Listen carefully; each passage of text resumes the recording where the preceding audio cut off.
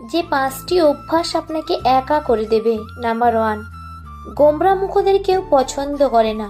আপনি যদি সবসময় মানুষের সাথে গম্ভীরভাবে কথা বলেন তবে বেশিরভাগ মানুষই আপনার সঙ্গে সহজ হতে পারবে না।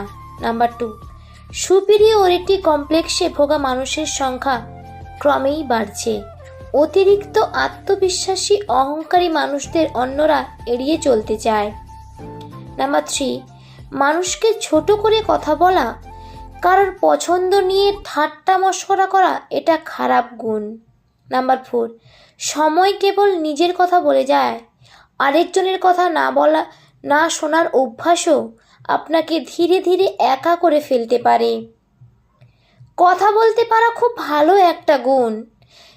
নাম্বার 5, হিউমার জিনিসটা আসলে লবণের মতো, ঠিকঠাক দিতে পারলে যেমন জমে ক্ষীর হয়ে যায়